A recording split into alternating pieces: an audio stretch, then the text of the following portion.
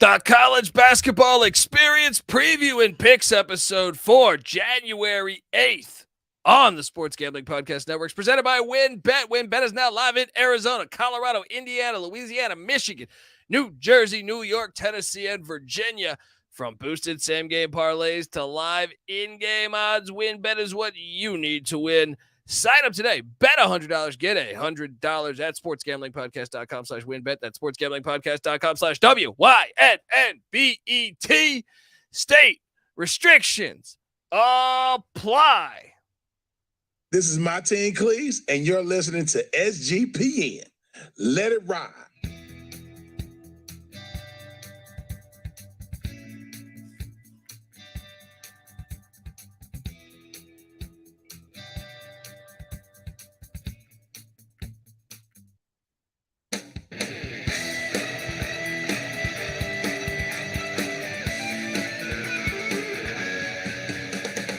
Yes, yes, yes.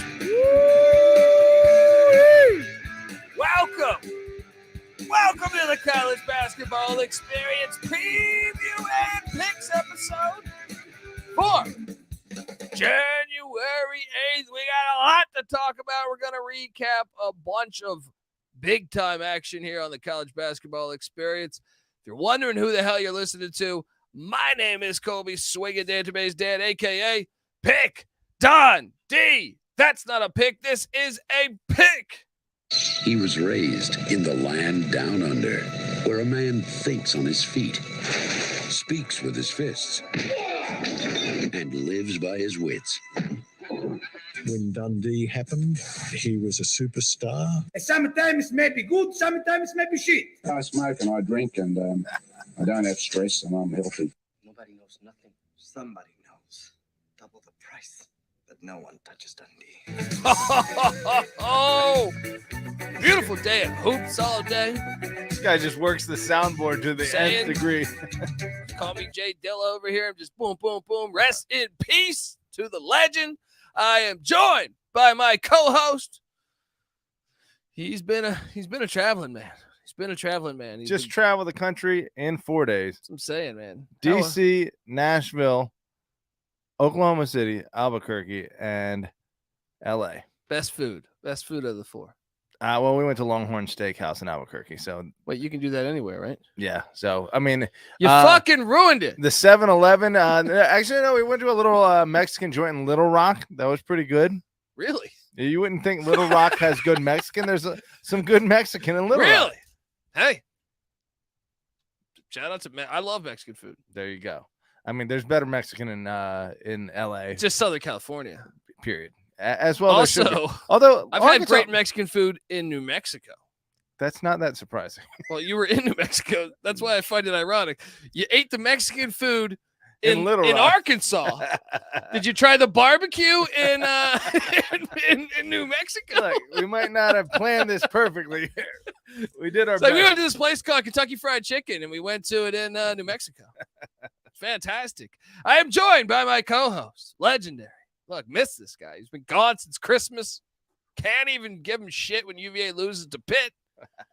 Give it up for former JMU Duke defensive back, the burrito eating, sideline kiss stealing, wheeling and dealing, Patty C in the place to be. Hi-oh. Back in the saddle, baby. Woo!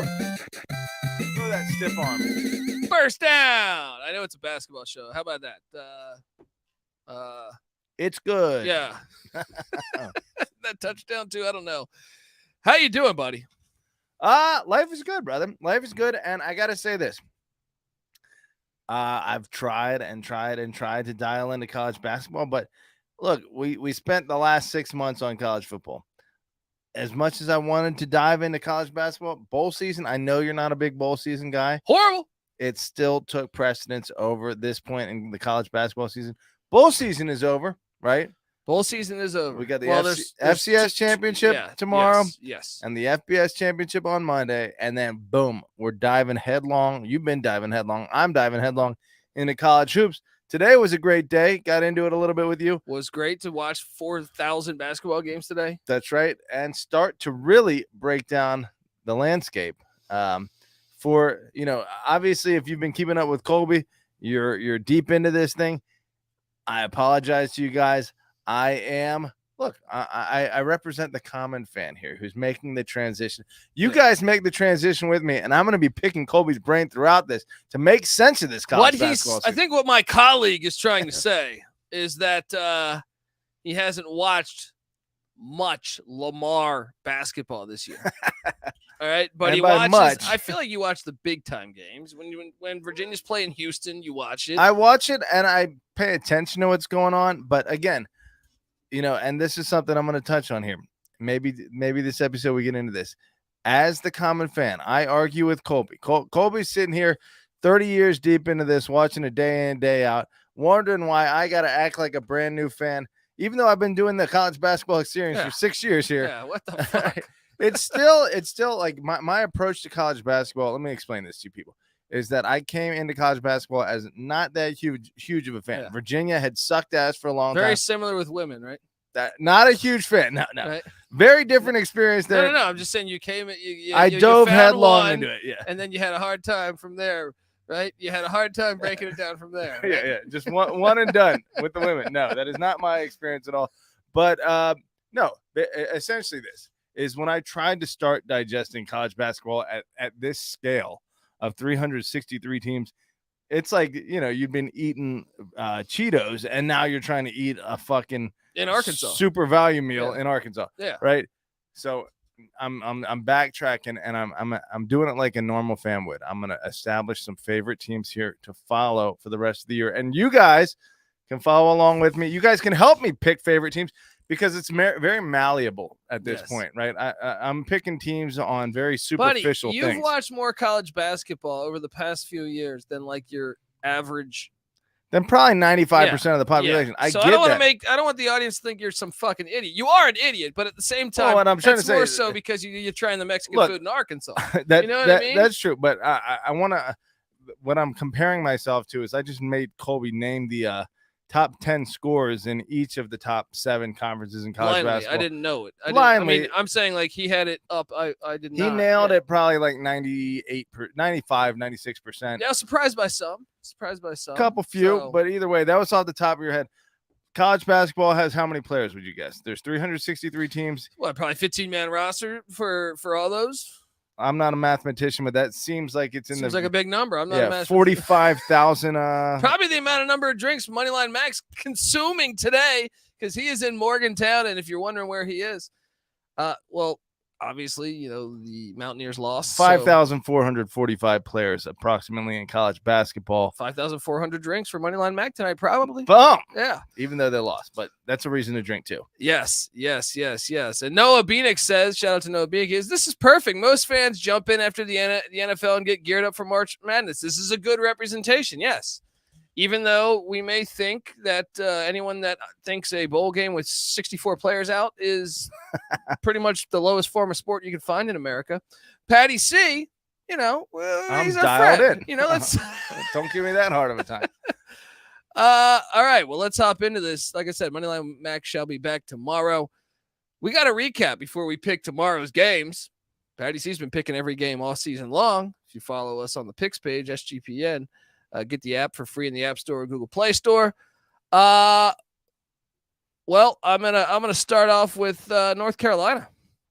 I think they needed this one, man. They needed this one. They covered against Notre Dame. Both these teams have been disappointments thus far this season, but Carolina covered the 12.5. And I was impressed by that because I thought Notre Dame would cover that number. Didn't bet it, but at the same time, shout out to the Tar Heels that seem to be getting some momentum now. They beat Wake Forest. They beat Notre Dame. Can they do it like last year and ramp up, in the second half part of the college basketball season? That remains to be seen. What was confusing about North Carolina last year is they weren't a particularly young team. And it seems like a lot of these teams of their ilk that are highly talented but very young tend to develop over the course of the season and then become hot at tournament time. They were very experienced last year and still took all year to get hot and develop it and explode at tournament time. We talked a little bit about this morning with Terrell Furman. Shout out to Terrell. you got the scenario here. Last year, I feel like was very similar. Now, I feel like they missed Brady Manick a lot, but they were terrible at defense last year. Yeah. And all of a sudden, I think like early February, they started playing a lot better defense. And then they went to the national championship. Well, you look at this year, they're in the 200s defensively.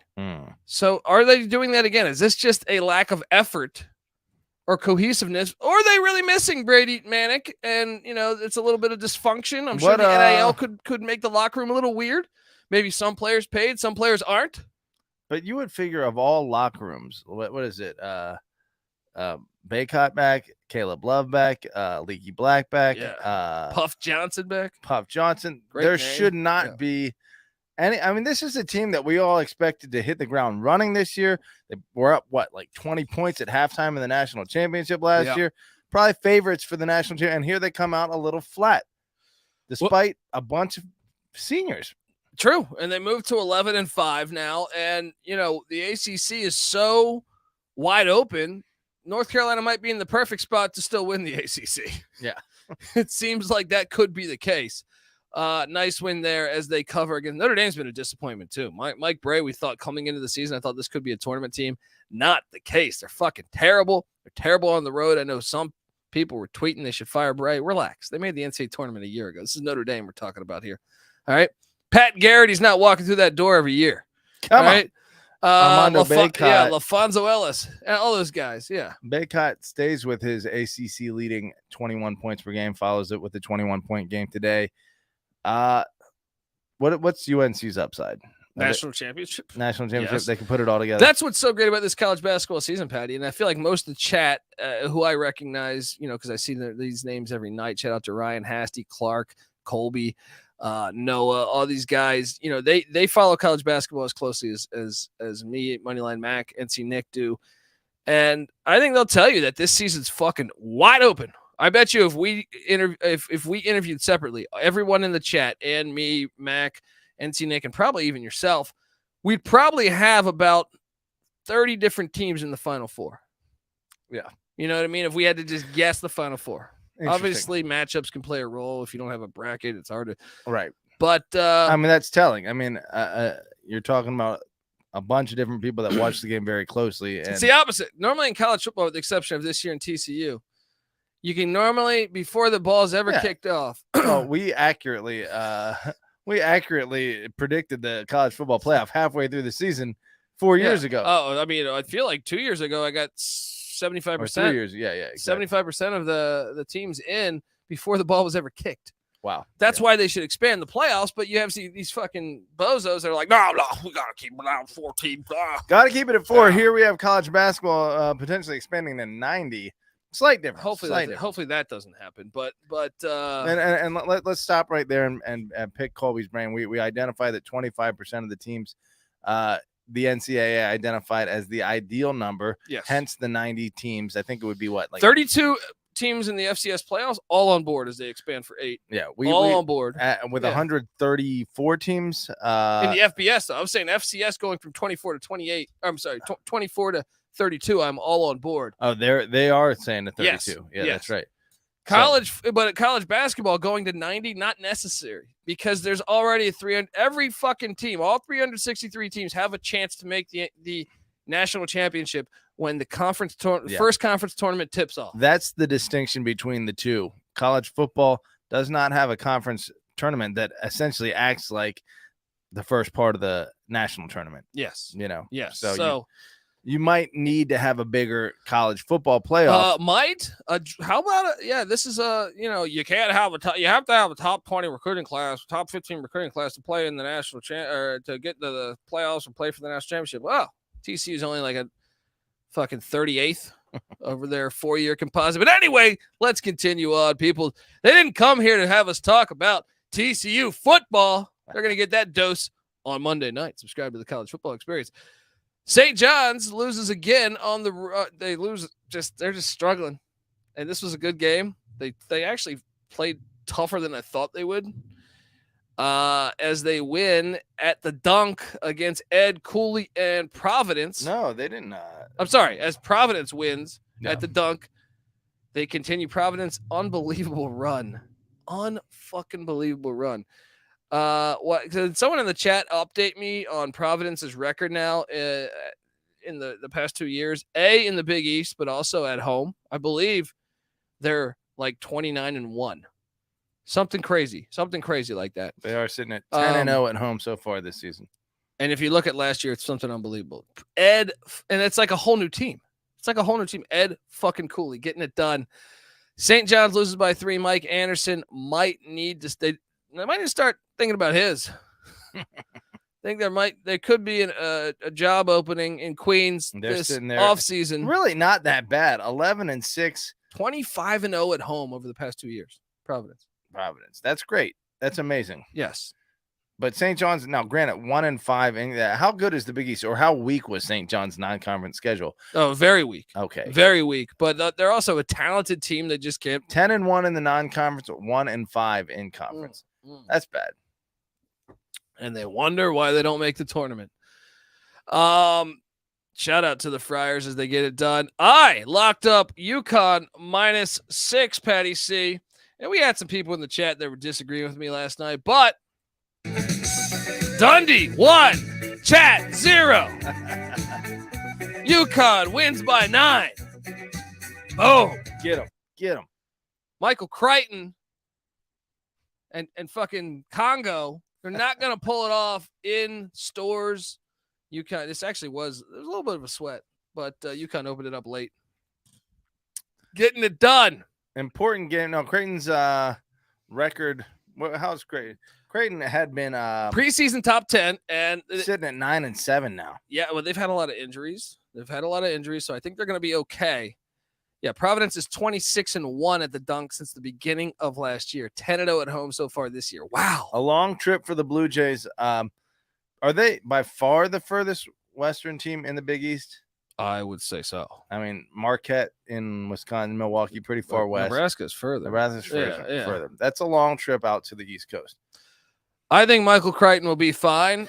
Once you got to remember they're getting healthy. They had Kalkbrenner, which I know Kalkbrenner is one of your favorite players. Always. But they're gonna be fine. They're gonna, especially in Omaha. I feel like they always play a lot better. Nebraska, speaking of the state of Nebraska, they won in overtime against Minnesota. I laid the 3. I didn't lock this or anything, but Minnesota covered that because the Gophers lost by 2. So Nebraska and Fred Hoiberg moved to 9-7. Could Nebraska be a surprise team? I mean, what surprise are we looking at? They're not sniffing the tournament here. I mean, as of right now, no, they're not. But opportunity when you play in the Big Ten, they got Illinois on deck. Illinois has been a weird story this year. But then after that, they have Purdue, Ohio State, and Penn State. Yeah, probably not. But look, who knows? This is why you play the games. Settle it on the court. Good win for them against the Golden Gophers. The mayor, the Hoiberg. Fred Hoiberg getting it done for the Cornhuskers. Oh, if you listen to my locks, we had VCU. Oh, just -17. I'm sorry. No, -6. They won by 17. Boom. Got off on the right side of things today. Ram it, baby. Yes, for sure.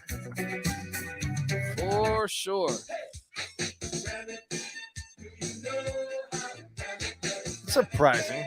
That's an ass whooping. That's not one you expect Davidson to take. I was all over this. Davidson is very unathletic this year. And you face a super athletic team, especially Davidson off a big win against Loyola Chicago.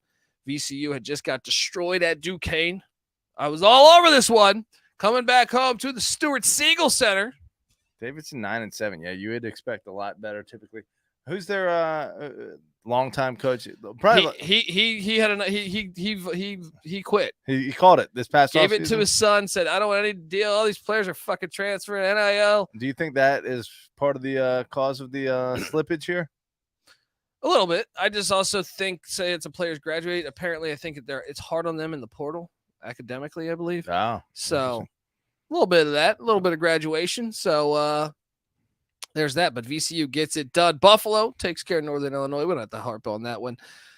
Missouri survived Vanderbilt. How about Dennis Gates? Now, they didn't cover, which I actually was going to lay the points with the Tigers. I mean, I didn't bet it, but I'm just saying picking every game like we do here on the college basketball experience. Missouri wins by 3. Kobe Brown had 18 points. I continue to be super impressed with Dennis Gates. Even though they won this, they didn't cover, but it doesn't matter. They're 13-2. How about the Missouri Tigers? Now, again, here's where I chime in as the fan that does not have the depth of knowledge. Missouri's historical, achievement. Have they not been a super relevant program? In the Big 12 and the Big 8 back in the day, they had some years. But yes, since joining the ACC, the SEC, they haven't been great. Although Frank Haith was there. I remember I caught him at Pauley Pavilion here in LA. They were a top 10 team at the time. UCLA beat them with Ben Howland. So they made the tournament then. They had some talented players. But, yeah, they fizzled out fast. I remember. Here they are sitting at number 20. That's presumably a lot better than they've done in recent history. Like past decade. With the exception of that Frank Haith team, probably, which was probably right around a decade ago. Okay. But I remember in the 90s, they had some really good teams, late 80s, early 90s. Doug Smith, the former Dallas Mavericks power forward, played for them, and they had a good run. They weren't great, but they were good. They were a good ranked team. So, but now top 20. And this is year 1 for Dennis Gates. So, unbelievable. Comes over from Cleveland State. Remember, he took Cleveland State to the tournament. The Vikings there. Was a longtime assistant with Leonard Hamilton at Florida State. Was he the guy? Was Cleveland State the one that was scoring in bunches there? I mean, obviously, they were like my darling the past 2 years. Yeah, I feel like Vegas was very late to adjust to them, and I was. You probably heard me hyping them up. Cleveland State's the greatest fucking team ever. They covered for me all the time. And now look what he's doing at Missouri, and Kobe Brown, I think, is a fucking beast.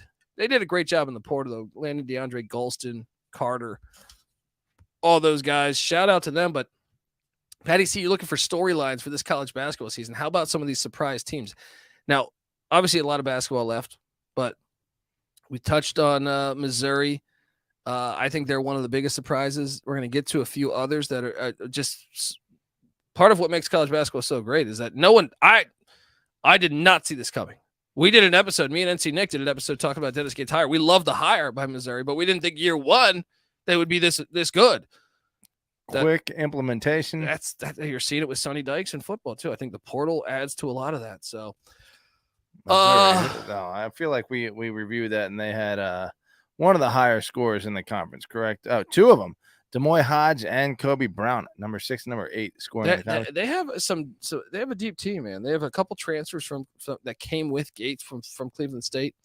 You mix that in with DeAndre Golston, who was at Milwaukee a season ago. They had a terrible year at Milwaukee. They were supposed to be good, but he was talented. He transfers in. They get a couple other transfers, and they've been a very fun story. The second fastest pace in the SEC, to only, of course, Alabama. That's a fun team to watch. Yeah. That's what I'm saying. Check them out. Tigers. Check them out. We Tigers on this podcast. Texas says, you know what, Chris Beard? You were holding us back when you were suspended. We didn't know where you were going, what was happening. Now you're fired. Guess what? We're going to go to Stillwater and hold the Oklahoma State Cowboys. This is 46 points. Texas wins by 10 on the road. I was on the wrong side of this. Didn't lock it, but still on the wrong side of it. Patty C, Texas Longhorns saying we're okay. I mean, we talked during while we were watching the games today. You're predicting the loss of Beard to be a problem for them moving forward. I do think so, but I did not anticipate them holding Oklahoma State to 46 points because the game prior, they gave up 116, to Kansas State. That's not good. And for Texas, Chris Beard, defensive coach, trust me, they don't give up 116 points. So I thought maybe the buy-in wasn't there anymore. But that was when he was suspended. So maybe the unknown, now they know, hey, this is our guy. And they respond holding on the road too. Well, I think obviously you must be right about anticipating a slight drop off because Texas was sitting here at 13-2. Meanwhile, Oklahoma State 9-6, and yet ESPN ranked this as their highest matchup quality of the day, 96.3 rating, and only gave Texas a 53.5 win probability, despite the 13-2 to 9-6 record. Yeah, there we go. So yeah, they're expecting it, but yeah, like you said, who's the interim for Texas? Do we know that? I do know it. I'm drawing a blank on his name right now, but I'll pull that up. I mean, do I know his history as a coach? No, but I'm saying, do I know? I do know his name. I'm just trying to remember who the fuck it is. Rodney Terry? Yes. Okay. Yes. I mean, I don't think he has a long track record of being a fucking head coach. He's not going to be the long-term answer, you would think. Oh, we've been speculating here that John Calipari will be the next one. And after today, maybe we inched a little bit closer to John Calipari going to the Longhorns. We will see. Georgia Tech. They lost to Florida State. Florida State, I guess, you're alive. You're in the ACC. Everyone's alive. Everyone not named Louisville is alive in the ACC. Florida State wins by 11 against the Yellow Jackets. We don't got to talk about that game much. Nah, the ACC doesn't deserve much talk at all these days. What happened to the ACC I grew up? Isn't this a team, a conference that sent, like 3 teams to the Final Four with less than 5 years ago, within the past 5 years, I feel like? Even last year in the tournament, the ACC balled out, but in the regular season, they sucked. And this year they kind of suck, I would say. Well, you would obviously say Duke is the team that fits the traditional mold of, obviously you said Carolina having one of the highest rating recruiting classes of all time, 3 players in the top 5. That could develop toward March and April. But right now they do suck ass. They should have lost today. I did not like that call with about 10 seconds left on BC. Putting Duke at the line. Putting Duke at the line. They end up winning by 1 against Boston College. Not a good look, but we were on Boston College and the 9 or 10 points here on the College Basketball Experience. So we were all over that. Shout out to I was going to say shout out to who? BC for covering, but Duke's got a lot. They got a long way to go. A lot of work to do, man. But okay, who from the ACC at this point in your mind looks like they could develop and has the talent to be a player come tournament time? I mean, Carolina, you can never rule out. Sure. Even Duke, talent-wise, I'm not going to say Duke's going to be I don't think Duke's going to be a Final Four team at all this year. Yeah. I think Carolina could still go there. Duke is the type of team could still go there. Whose inexperience knocks them out by the Elite 8. You're right. Maybe sweet. I don't even know that they can get right at this now, point. They don't look like right that at now. all. They could lose in the first fucking round. Right. Yeah. If they develop if they max out at their current talent level, then they're probably the type of team that falls out at the Sweet 16 or Elite 8 because they don't have the experience. True. True. I mean, look, you think about when they had Zion Williams, RJ Barrett, and Cam Reddish. Well, they also had a guy named Coach K. Yeah, that too. Makes a pretty big fucking difference. What I'm saying is that team maxed out at the Elite 8, and that's probably the best talented young team that we've seen in a long time since Kentucky with Wall and Anthony Davis. And we like we just mentioned earlier, the NIL and stuff, the transfer portal, I think, has made a lot of other teams stronger. Like before, Missouri would probably have to build into that. Where true. Boom, Dennis Gates goes there and catches, a couple good transfers, and now they're balling. It's not good to be young. Yeah. So shout out to Boston College for the cover, and I guess shout out for Duke for getting the win. You found a way to get it done. Even though I kind of disagree with that call at the end, but I'll say this as a UVA fan, learning how to win close games early in the season. There's an art to it. There is a true value to it that pays off later in the season. Georgia, the Snow White special, Georgia, Florida. I think I was spot on with this. Why? I think I called for a possible money line play, but I said take the 7.5 and Georgia. It's personal for Mike Snow White. But I was not right on the possible money line sprinkle. But this game was kind of bonkers because Georgia was up big. Florida was up big. Georgia comes back. Patty C, this is another perfect example, though. Even though Georgia loses today, they're 11-4, and they're way ahead of schedule for year one. Crean? No, Mike White, the former Florida coach. Right. This is why this is such a huge game. That's right. Florida wasn't appreciating Mike White. He said, you know what? Fuck you. I'm going to Georgia. You're bitter rivals. And I'm going to stick it to you. Now, he didn't stick it to him, but he did cover. So it depends how you if you're a Georgia Bulldog fan, maybe you threw 7.5 points there. You're happy. Year one, if you're a Georgia fan, you got to be fucking excited at 11-4. I don't care.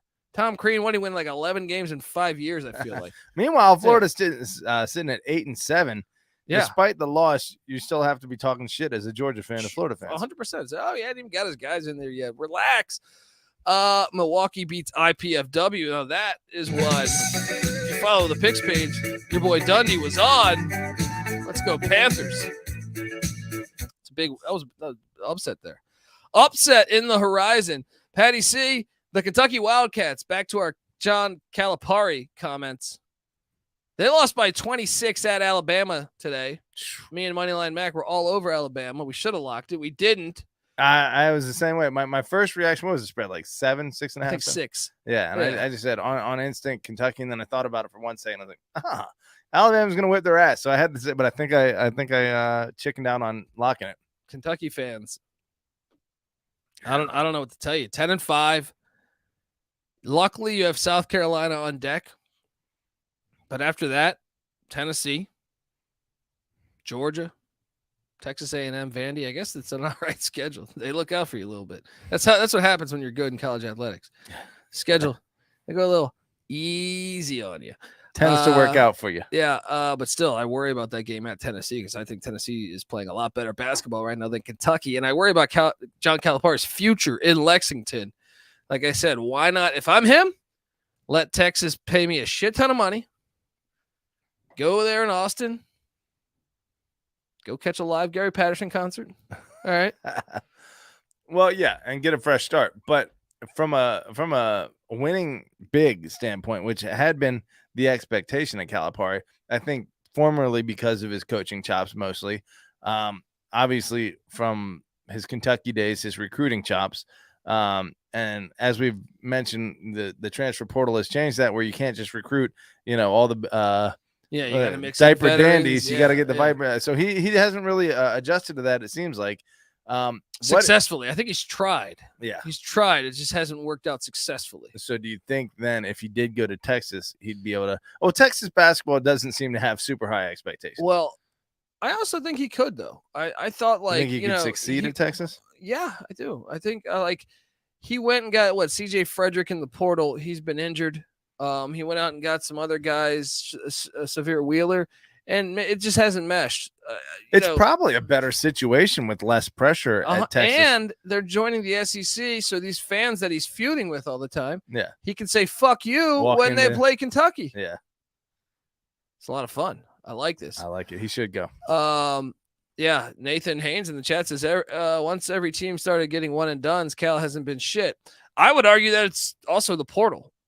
Teams are so much more experienced now. They're so much more experienced because you can go in the portal, get a 4th, 5th year player. Yeah, you never really have to be starting a dude that doesn't have even 6-year players now with COVID and shit. The COVID eligibility, extra year. I think that factors in. I know Noah Bieniek in the chat says Kentucky is the college football Northwestern. No good wins on American soil. Their best win was against Michigan in London during the World Cup, one of the most ridiculously scheduled games in the history of college basketball. But so random. I think there was a contract thing and COVID fucked it. They were supposed to do it the year prior. Okay. But yeah, still terrible. Ryan, you say the portal is ruining college basketball. I would argue the opposite back, man. I think the portal is helping college basketball. Now, yes, when you're previewing a team in the offseason, I remember, certain teams this offseason, I go, man, they're bringing in 10 guys. It's hard for me to get a gauge. But I would say, I think it's helping the sport. And a perfect example is the ones I just made. If you're a Missouri fan, you hire Dennis Gates, you're thinking, man, this is like a 3 or 4 year rebuild like before. Other teams, are able to redshirt guys, stuff like that. Now you can just go out and get your team. I think if you're a fan of it, maybe the Kentucky fans would disagree, but I'm saying for the state of college basketball, for most teams, we're saying it with Georgia. Georgia went out and hit the portal. They have a winning record right now. They got more wins right now than they have in a long time since fucking Dominique Wilkins probably. Then you look at right now with the Missouri Tigers. I think the portal has actually made college basketball better. I mean, I think what you're saying, when you have to think about it from the various perspectives that are looking at college basketball, from a fan of a school, like, is it going to engage more fans at those particular smaller schools? Yes, definitely. Might it take away a little bit from the fans of like the Blue Bloods, possibly, but not really. No, it's on them to adjust. Yeah, now it's on them to adjust. But as a fan of college basketball in general, I guess depending on how much you are willing to digest and what your expectation is out of the sport, if you want to know who the top 10 teams are, no matter what, who you're going to see at the end of the day, like, then the portal's bad for you because that creates obviously more competition. If you want to see a competitive postseason where you don't know what's going to happen and the teams have to compete for those top spots and you see competitive games because of it, then the portal's a great thing. You would agree Kansas is a blue blood, correct? Correct. Well, I would say they wouldn't have won a national championship without Remy Martin last year, who was a key transfer portal get from Arizona State. Yeah. So it doesn't necessarily they got Kevin McCullough completely this year. screw them. Yeah. And I know, Ryan, look, and Ryan, we love you here, man. I'm not trying to piss you off or anything. I'm just saying what I believe. You say NIL plus the portal makes it basically NBA junior. I completely disagree. The NBA, guaranteed contracts have ruined that league. I don't see an effort. I don't see an effort there. College, you still have to because 98% of your players, probably 99% of the players are not going to be playing in the NBA. Yeah, your payday is limited even if you are getting a little And money. you mix that with the college atmospheres. Let's be honest, by the way. Let's be honest. The NIL was already happening at all the powers. It just wasn't happening with the San Francisco Dons. It wasn't happening with Northwestern. You know what I mean? It wasn't happening with all these other. It was happening at Kentucky. It was happening at Kansas. It was happening at Duke. I mean, fuck, Zion Williams took how much money? We have documentation of this. Kansas just won a national championship on that blood money. We got and the worst part about it is there's actual people that actually served real jail time that are really not fucking criminals. Yeah. I mean, I think the sport is as healthy as it's ever been. Well, he makes a good point, and this is something my brother said to me too. Like, he loves Ryan says, I used to love watching teams build chemistry and rise together. That feeling of knowing that your team had some guys. Yeah, that's lost a little bit. Let's be honest. Like, watching your team strictly being based on the development of players and watching them come like a group of 12 teams. What do you mean? I'm saying before you'd see that, because you could see. Yeah. It would just be. Yeah, that's what I'm saying. Every team is developing, but there's a ceiling on every team. Exactly. On certain, exactly. On every team, we only have 15 teams to choose from. Now it's open for anybody. Yeah. It's open for anybody. And when I look around, and I use college football as the metaphor, but I'm saying, look at Max Duggan. He waited out. He didn't hit the portal. Quentin Johnson, their star wide receiver for TCU, he waited it out, didn't hit the portal. Yeah. You know what I mean? So you are seeing, I mean, that clearly had to work in their favor going throughout the season was continuity. That definitely factored. I think it's way better now. I'll say I think it's way fucking better now. As a JMU alum whose roommate for 3 years played on the team, and I'm just a much bigger fan. JMU is a much more intriguing product than they were when I was in college. 100%. They're a much more competitive team. 100, dude. I really stand I really believe this. I'm not just saying this for disagreeing here. I really believe the state of college basketball right now and college football is way healthier and way better from an entertainment prospect than. Unless I love college basketball in the 90s. Yeah. But if you like watching Jerry Stackhouse win games by 100 points. That's what I'm saying. I can remember UNLV winning games by. Then the 90s were better for you. Yeah. Right? Yeah. If you're a fan of North Carolina, you're like, yeah, I'm on board. But for me, who loves to watch all of it, the mid-majors have never been this good. And not only mid-majors, the teams like Missouri, the teams like Clemson. Before you knew in the ACC, it was going to be like two teams. No one fucking see. I mean, we'll talk more about that in a second. But let's keep rattling. Let's go. UIC gets rolled by Indiana State. I was foolish to take UIC plus 15. Eastern Michigan somehow wins this. I'm watching this game, and here's a perfect example. Eastern Michigan has Amani Bates, top recruit in the nation 2 years ago. They still suck ass. All right, absolutely fantastic. You still gotta be able to coach. All right, and that's the chemistry. All right, I think that I don't know. Although he put up 26, so no. But what's their record? What are they? Fucking 4-11. All right, 4-11. They suck ass. That's 2 years in a row a shitty team. Milwaukee was last year. Yeah, what was it? Patrick Baldwin? Yeah. Milwaugui. You One can't guy just ain't gonna go get it. You can't, so absolutely fantastic. Absolutely fantastic. Southern Illinois loses to Northern Iowa. We thought this line smelled. Northern Iowa gets it done. Shout out to the Panthers. South Dakota State beats North Dakota. We don't got to touch on that. Stonehill takes down Central Connecticut State. Rhode Island loses in overtime to LaSalle. As we know, the A-10 is kind of like the ACC. We have no fucking idea who's winning the Atlantic 10 this year. That's what I'm saying. Like, is that not so much better for the fan, though? Like, what conference besides the WCC, which I would argue this is probably the most competition Gonzaga's had in the WCC in the past 20 years. Can you tell me one other conference right now where you know who the champion is?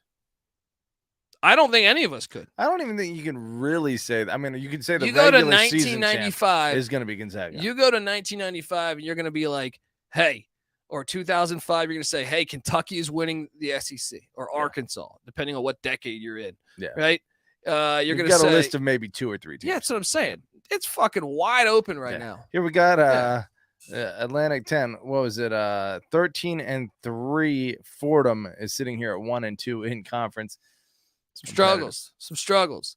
Yeah, Noah Beanick's probably right with Houston, but even that, I think Memphis could still pose some problems when they play head to head. Probably in the tournament, not the tournament isn't really even worth talking about. An upset can happen, but yeah, I think regular season is where you gotta determine whether a conference is predictable or not. I think Noah's saying Houston's probably the best one. I know Colby's saying Vermont. They're a lock at this point to win the AAC. I still think Memphis has the talent to fuck with it. Regular season, 100%. Yeah, but in the AAC tournament, I could see Memphis taking them. Yeah. I know Vermont being talked about. I'm not ready to crown Vermont this year because UMass Lowell, Bryant, UMBC all playing decent, but obviously history's on your side with the Catamounts. Vermont, very disappointing this year. I mean, I know you mentioned they really challenged themselves in the non-conference this year. Went out to California. 8-8. Yeah. I mean, they probably haven't lost 8 games. They're going to end up like 22-9. You think they're going to dominate the conference, you think? I mean, I don't know. I think UMass Lowell is going to be able to play with them. UMBC, first couple weeks of the season, I thought UMBC was dog shit. They've kind of looked a lot better to me recently. They have a big game tomorrow. I think Bryant can give them some games. I think they just beat Bryant, though, and they beat him kind of handily. So I would say they're going to probably drop 1 to me. Okay. Maybe 2. So, yeah, 22-9, 21-10, something like that. Yeah, he's probably right. They're probably going to win it. But I don't know. UMass Lowell's one to watch. I think Lowell could give them a game. What are they? They're sitting at 14-2, 2-0 in conference. Can't ignore that. Yeah, he's probably right. Yeah, they did beat UMBC too. I forgot about that. Wilmington gets it done against North Carolina A&T. That now sets up Wilmington and Charleston later this week. The top 2 teams in the CAA, 2 teams that could make the NCAA tournament at large. Woo!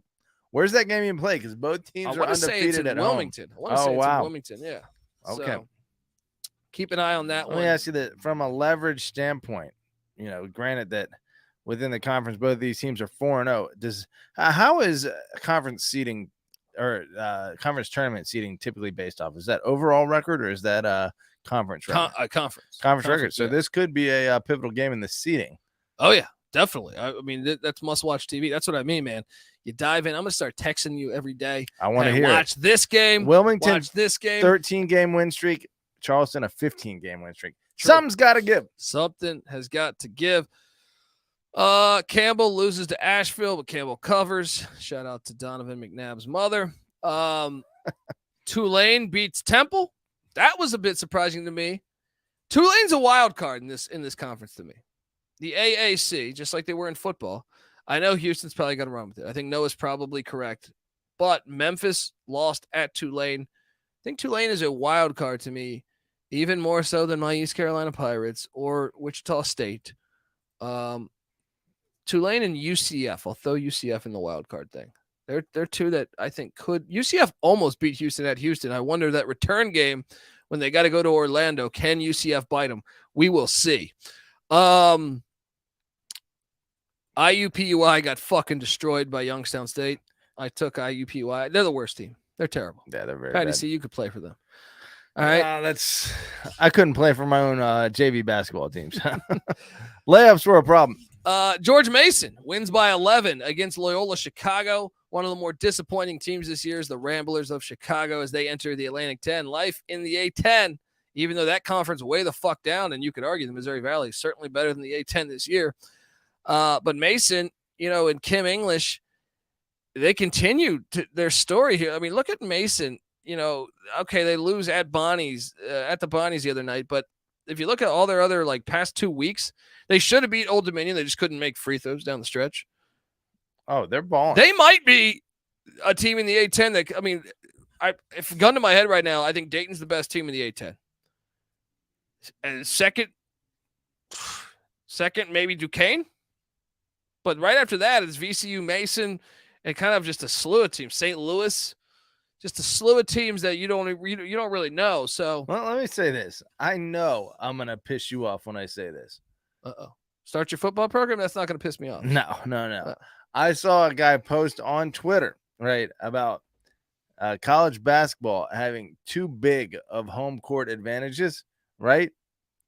He might be right, man. Some of these, like George Mason, 9-0 at home, 0-3 on the road. Why is it? It's like Hoosiers. The hoop is still 10 feet tall, right? The lane is however fucking wide it is. This would be the same in college football if they played more away games. 9-0 and 0-3. It's such a drastic difference between a home game and a road game. Why is it? I mean, they're just kids, I guess. What is it? Yeah, college kids. Hardest thing to do is win on the road. Football, basketball. I mean, probably table tennis. The refs don't see just the hostile crowds at the table tennis games. The refs don't seem to be really cheating in these college basketball games. No, it's an environment, dude. You go to a New Mexico game, you go to a lit environment, and you say, "I completely." They just get shook. Yeah, it's fantastic. It's fucking unbelievable. It's the opposite of the NBA. NBA, it's like going to a fucking Linens and things. You know what I mean? Just like elevator music's going on. You know what I mean? You're just sitting there. That might be the best way to judge how good a college basketball team is how good they are on the road. I know that you've said that about college football for a while. No, I agree with both. Yeah. That's how you really learn if a team's good. If they can win on the road against a good team. If you play a shitty team on the road, okay, if you go to IPY and win by 30, it doesn't really mean anything. Yeah. But not one team in the A10 has a winning record on the road. Yeah. Not one. There we go. Shout out to Mason. Well, game ball, I think we're gonna have to speed this up a little bit. Mm-hmm. Iowa State beats TCU. Game winner by Gabe Kauschler, which definitely should be a fucking beer. Drank 4 Kauschlers last night. A Kauschler right now. This game was fantastic. Can I mention this as potential the game of the day?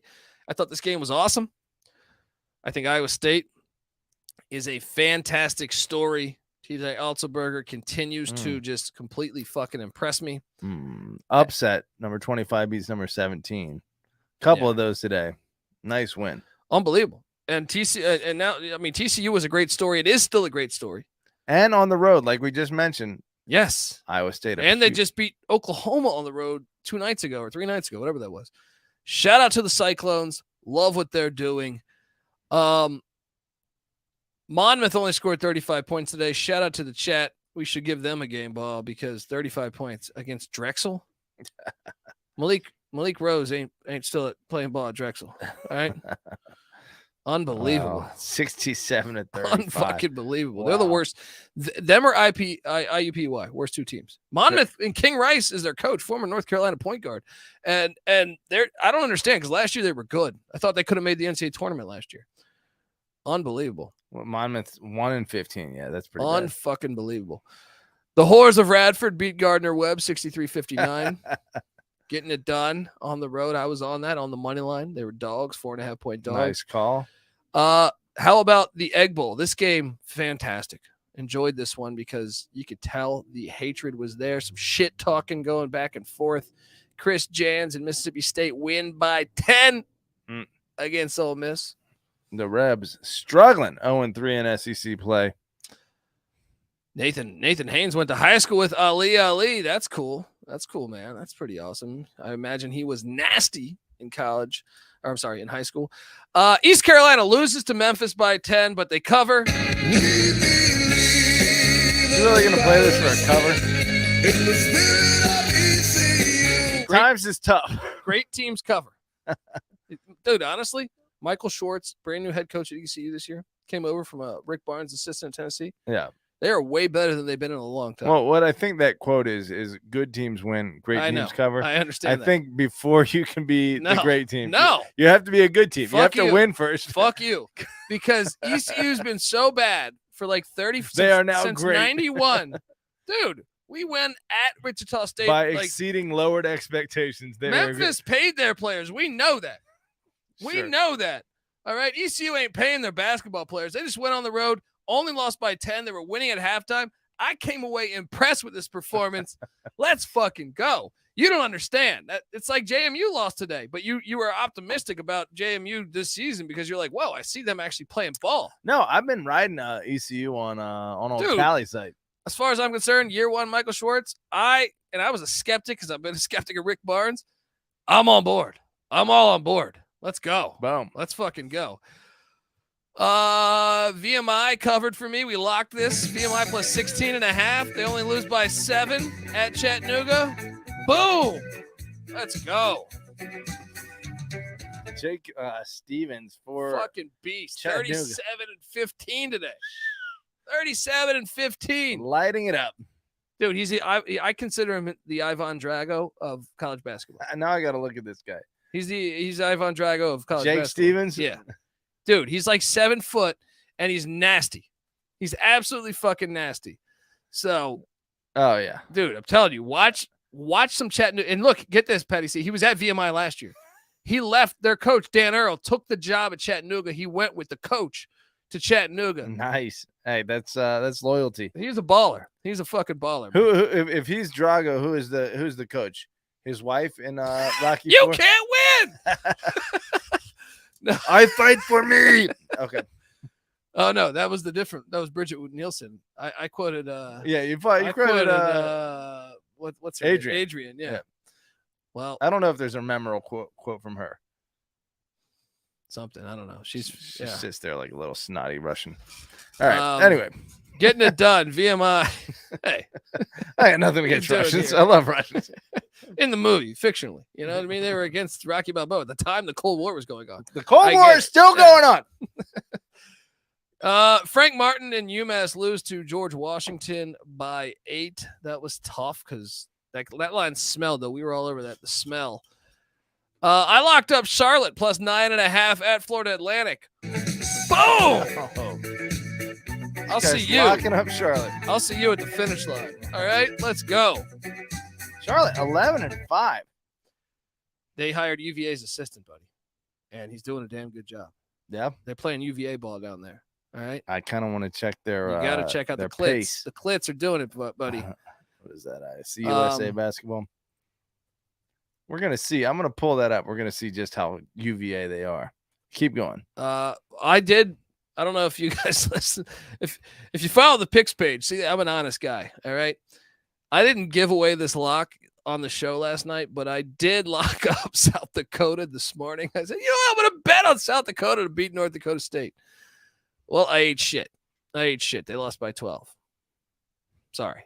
Lost your money if you followed that on the picks page.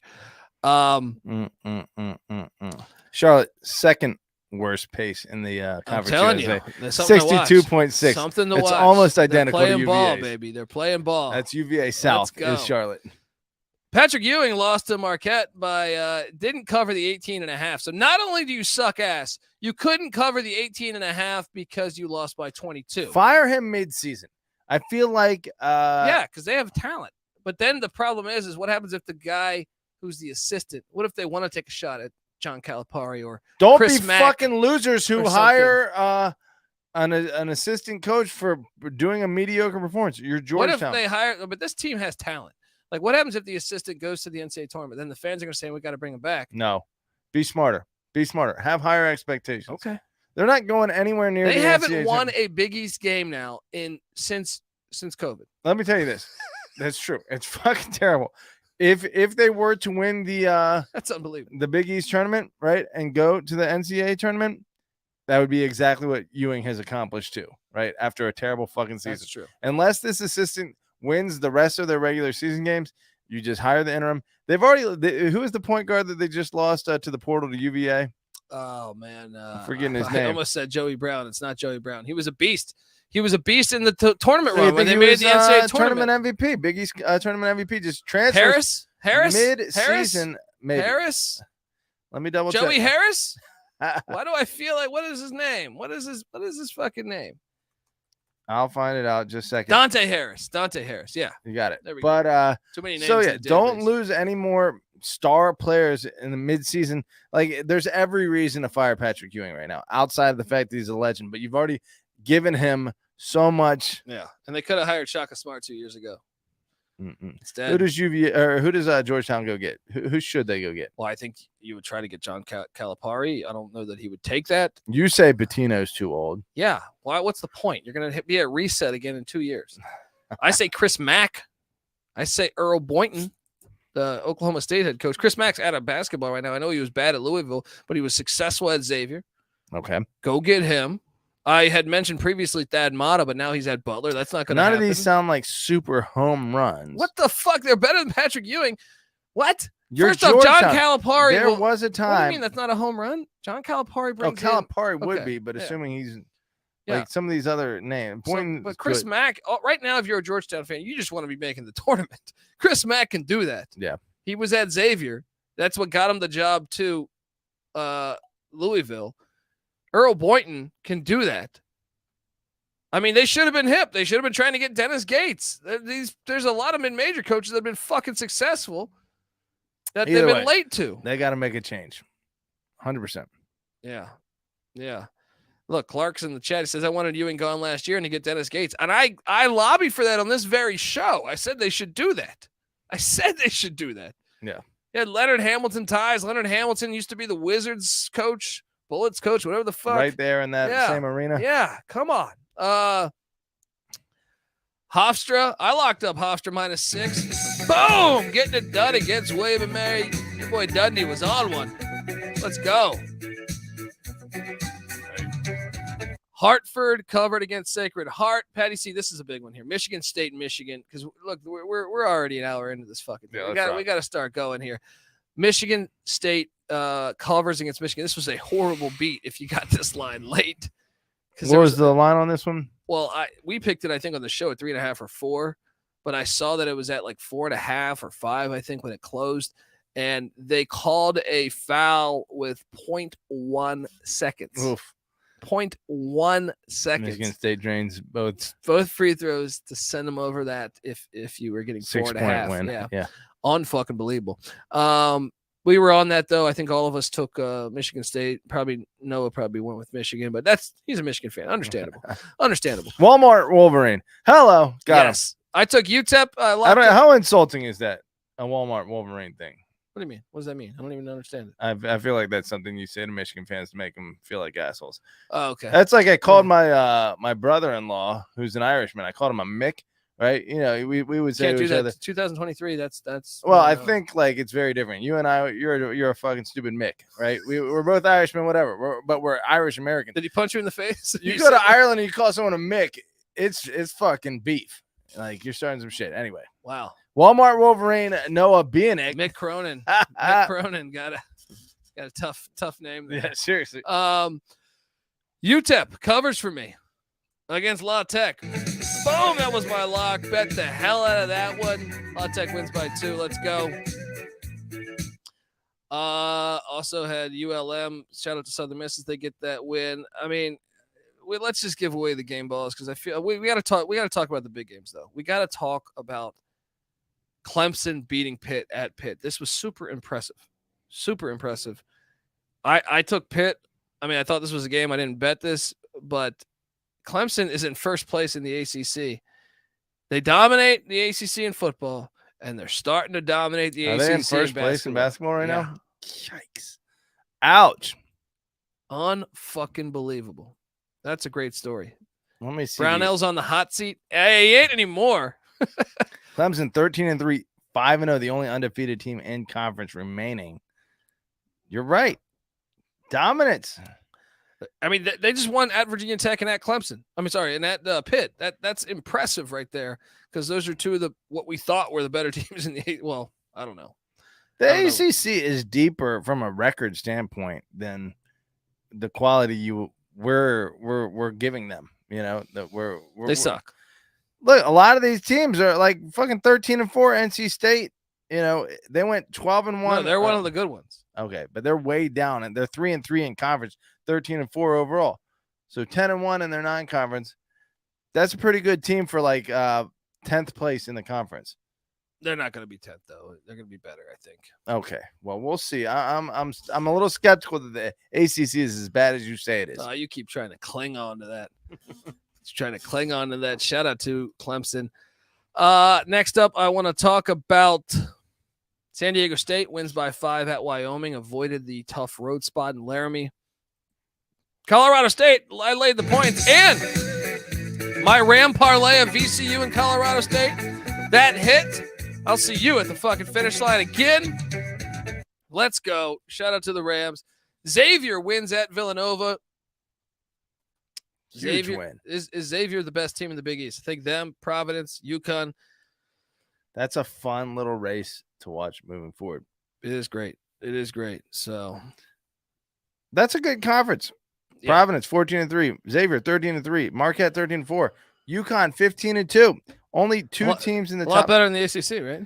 But and yet, how many teams are in the top 25? You I don't cite the top 25. They still have Duke in like the top 15. Yeah, they do. In fact, they have Duke ahead of Xavier. Duke came into the week. That's 16. ridiculous. Xavier win by double digits against those bums.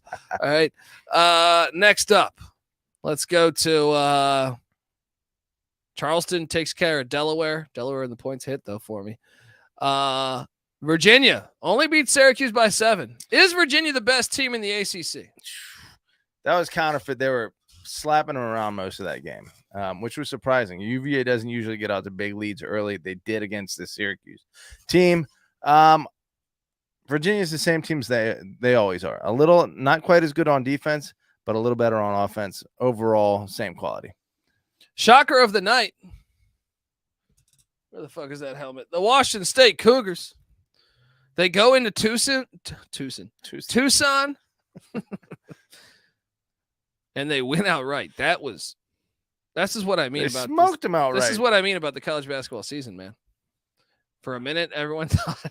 For a minute, it was whether it was UNC and Gonzaga early, and then people said, "Oh, Texas." No, they had the Beard situation, but then it shifted over to UConn's the best team in the nation. Purdue's the best team in the nation. They lose. Arizona's the best team in the nation. Boom, they lose.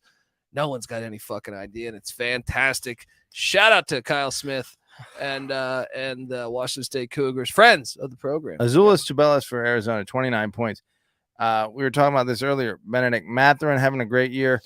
Christian Coloco, we will see. Obviously, Dalen Terry also drafted in the first round last year.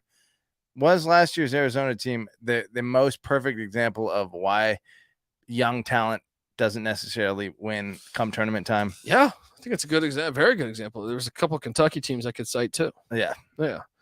Shout out to Washington State. I did lose money on Ohio minus the points against Bowling Green. I don't understand the Ohio Bobcats. And I did get the cover with Tarleton State against Sam Houston State. Boom. Backdoored that thing. I got lucky as fuck, I'll be honest. LSU loses to A&M. That's a huge win. Back-to-back great wins for Buzz Williams, getting it done against Florida in the swamp, and then taking care of business against LSU in College Station. 2 big wins to get them back on track now. Maybe they can make a push for the NCAA tournament. A lot of fun coming out of Old College Station, whether it be Bobby Petrino. Who's the other coaches we were talking about? TJ Durkin's there. TJ Durkin, Steve Adazio. It's got all the characters there.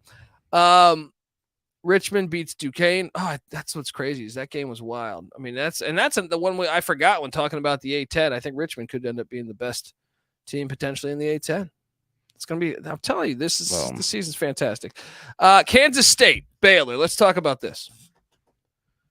This is fucking fantastic. Kansas State. Oh man, this was the best game of the day. Best game of the day. If you guys didn't watch this, you made a mistake because this game was absolutely fantastic. Absolute shootout. Back and forth. You had no idea who was winning this game. You had no idea who was winning this game.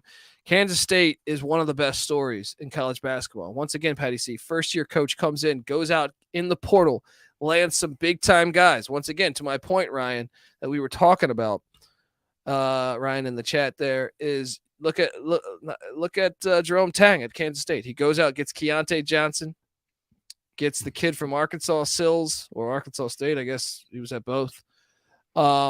And adds a few other transfers and look at this team right now. They're 14-1, tied for first place in the best conference in America. Now, let me ask you this. You had mentioned that Kansas State has one of the best atmospheres, in-game atmospheres in college basketball. Has that not resulted in wins previously for them, or they're on a different level this year? I mean, I think Kansas would be better than Kansas State, but I'm saying as far as their home environment. But Kansas State, they have great fans in general. Yeah. Iowa State too. Sure. All those schools in the middle of the fucking plains, they show out. I've been to their. I certainly know that's the case in football and basketball. That's the case as well.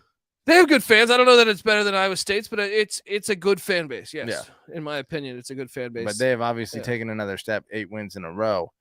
97-95 shootout overtime. But what we watched some really high quality basketball being played. Dude, this game. That's what I mean. Is like you watch. I don't know. You watch Boston College Duke, then you watch this. You go, whoa. There's a difference. I mean, you know what I mean? Say no more. Baylor won the national championship 2 years ago, and here they're sitting there at 10-5, 0-3 in the Big 12, though. Yeah. Judge Dredd says, "Hey, yo, Patty C is back, baby. Let's fucking go. Thanks for the VCU pick, Colby. There we go." Yeah, unbelievable. K-State, unfucking believable what they're doing. Kansas, unfortunately, McIntyre is at the game in Morgantown. They get bodied by Kansas. Kansas wins by 14. No $25,000 for Huggy Bear. Utah State got bodied at Boise. Shout out to Boise State as they continue to look good. Harvard +9. Easy money on the lock. Yale wins by 4. Rivalry game. Now, I did eat shit. I ate shit bad on UAB. UAB, who's been a really good team, under, I feel like for the past couple of years. They lost to the airport. Back-to-back losses in South Florida. I don't know. UAB blew they were up like 12, 13 points in this game. The airport storms back, gets the dub. Wait, airport, Florida National 8-7, UAB 12-4. Yikes. That's a bad loss. Denver, the last dinosaur. That's a bad loss. 29 if you're trying points. to make that tournament outright, which UAB certainly is, that one might cost you. That hurts. That one might cost you at the end of the day. Oklahoma beats Texas Tech in overtime. And Texas Tech, unbelievable. Like, they're really struggling right now, man. Between this, the Kansas game, they've been right there. They're just starting out Big 12 play really bad. This seems to be a setback year, second year for Mark Adams. Still a lot of time left, a lot of season left. Maybe the Red Raiders can salvage it. They were right there in this game. Porter Moser and Oklahoma needed it, though. They got it done. That another slow-paced team. Sometimes you got to grind to get the W. Yeah, Penn gets it done against Columbia. Hope you listened to old Dundee here. We locked that up. Let's go. Let's fucking go. I did eat shit on Virginia Tech. Virginia Tech continues to hit this just slump, and it's unbelievable because I kind of thought Virginia Tech had a shot at potentially winning the ACC. Well, not winning it, but like second, third place. I thought the Hokies could be, but wow. I don't understand what's happening here. Terquavion Smith was a little much for him. He's a baller. He's a fucking baller. NC State and the Wolfpack, despite being a filthy institution, they continue to win and continue to impress. James Madison loses to Appalachian State. That's a common theme. I feel like that Patty C will have to get used to in football and basketball. It didn't happen this year in football, so this is called revenge. Let's talk about that a little more. JMU went down there. We dropped 21-3 or something against them. Caught them at the perfect spot after a Hail Mary win. Came all the way back and whooped their ass in the second half. All right, but little revenge served here by the old Mountaineers. Little revenge.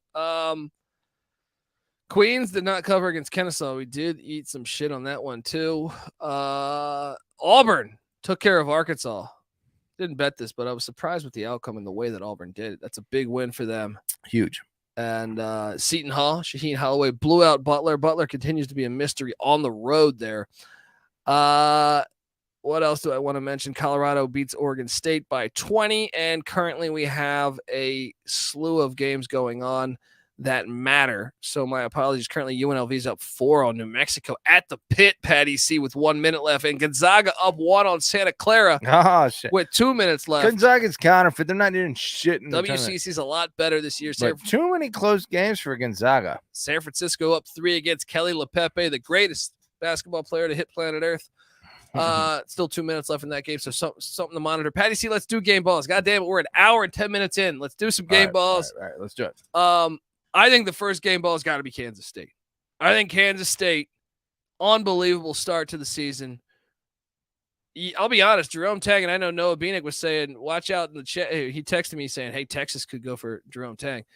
I hope he wouldn't take that, but he does. He's familiar with the state of Texas. He was at Baylor for a long time. And he's winning so much right now that if you're a K-State fan, you got to be paranoid thinking that that might be a possibility. Hey. You got to be fucking paranoid because they saw this one time with Huggins with 1 year there. Pony up. That's all it comes down to. Show him the money. I mean, you're competing against Texas. They have like the most money out of any school. That's true. It's going to be tough. That's true. Show him the sorority girls. Do what you got to do here. Hilarious Storia style. Who's your first game ball, Petty C? Bruce Pearl. You got it. Getting it done. Colby, I'm talking to him. You know, the guy is gregarious. He's affable, whatever weird terms I can use. Gregarious? Is that a D3 school? Gregarious University. Whatever it is, Auburn getting it done in pretty convincing fashion. 72-59 over number 13, Arkansas. Bruce Pearl proving once again he is a very legit coach. Well, my second game ball, I'm going to stay in the Big 12 and stay with a team that's tied with Kansas State. The Iowa State Cyclones going into Fort Worth, grabbing a dub in a barn burner of a game. I think those two were probably the best 2 games of the day. So Iowa State, that win means a ton for the Cyclones. That is my second game ball. Patty C, where are you going with your second game ball? My second game ball is a little revenge spot for number 8, Tennessee on South Carolina. This goes back to the football season. South Carolina cost Tennessee their playoff berth, and Tennessee turns around and smacks South Carolina 85-42. Covers that big number. They were laying 18. They get it done. They covered by what? They're 43. That's embarrassing. Pretty darn good. Bringing the top recruit in the nation, and you're getting your ass whooped like that at home. Ouch. That's a bad unacceptable loss right there. My final game ball, Clemson Tigers. You're in first place in the ACC right now. We're in January. Shout out to Brad Brownell on the hot seat.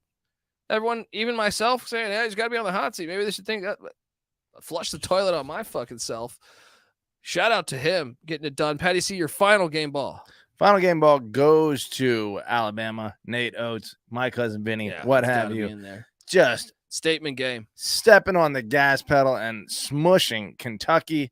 Very nice. Look, a little honorable mention to UVA for getting back on track against Syracuse today. Honorable mention to the airport for me. What a win against UAB. Hello. Getting it done. All right. It's time for us to pick Sunday's games because everyone's saying, Colby, stop fucking recapping. All you're doing is talking reaction. Well, that's what we do. This is Saturday nights is our big reaction show, and then we pick Sunday. If you're not used to the schedule, because college basketball schedule the first couple months is kind of all over the place. When it comes to conference play, the Saturdays, January, February, and March. You got 150 games. Come on. We got to do some recapping. There you go. Folks, let's get ready to pick some games.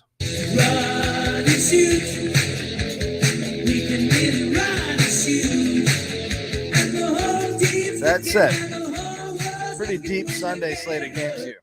Yeah, that's why we got to fire away, buddy. We fire away. But before we fire away, I want to tell you that the college basketball experience is brought to you by WinBet. Yes. Right now, WinBet is live in Arizona, Colorado, Indiana, Louisiana, Michigan, New Jersey, Tennessee, and Virginia. From boosted same-game parlays to live in-game odds, WinBet is what you need to win. Sign up today. Bet $100. Get a $100 free bet at sportsgamblingpodcast.com/winbet. That's sportsgamblingpodcast.com/winbet. That's WYNNBET. We're also brought to you by Underdog Fantasy. At Underdog Fantasy, the season never ends. You can play their weekly battle royale games, even draft your playoff best ball rosters. They also have a ton of daily games for NHL and NBA. So plus use the promo code SGPN at Underdog Fantasy. You get a 100% deposit match up to $100. That's UnderdogFantasy.com, promo code SGPN. All right. How do you see? We got to get going and pick some of these ones. Let's go. Let's rock. Vermont is at New Hampshire. I will start things off with a fucking lock at Ludholm Gymnasium, Patty. See, I know you told me one of the things on your bucket list is to get to the Ludholm Gymnasium. Yes. Vermont's going to fuck them up. I will lock up the Catamounts, -6.5. Lock it up. They got an 8-8 team. They won by 21 the last time they 6-8 played. Team.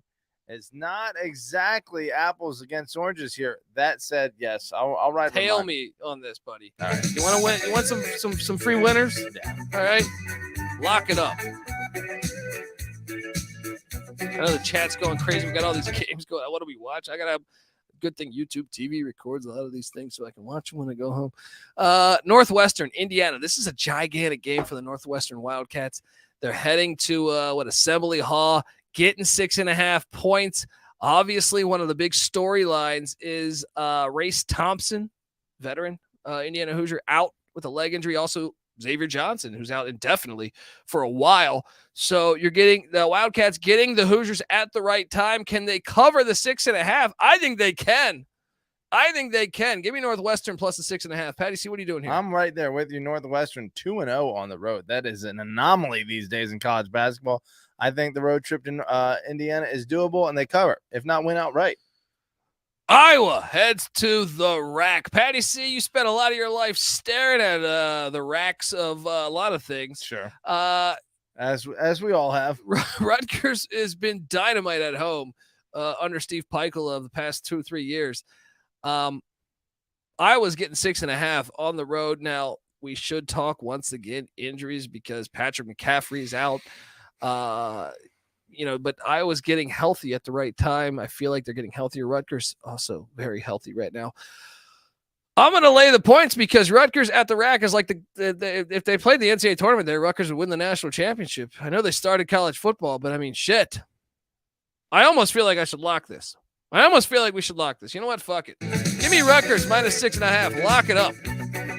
Now, do you think the pace that both of these teams keep is a bit of a concern for Rutgers? Because Iowa and Rutgers both in the top 5 in Big Ten in the pace.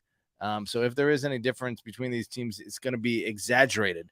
Who do you think is the better team here? I think Rutgers is the better team. I think they play defense at such a better level. And I think if this was in Iowa City, I think Iowa would probably beat them. I think Rutgers is going to bring them down into the muck of Piscataway. And they're going to play their tough physical game that Rutgers plays, under Steve Peichel. They were a defensive team. Now, this is the best offensive. I've mentioned this. I think it's the best offensive team I've seen with Steve Peichel at Rutgers. That is all the difference. And the stadium, the fans, it's too much. I'll ride with you. You locking it? I'm sure. Come on, you let's jump on board. You love Jersey trash. I do love. I dated Jersey trash in college. My brother married Jersey trash. No, she's a sweet lady. Yeah. I mean, so that's what I'm saying. Ride Jersey. Let's go. Loyola, Maryland is at Holy Cross. Holy Cross is laying 2.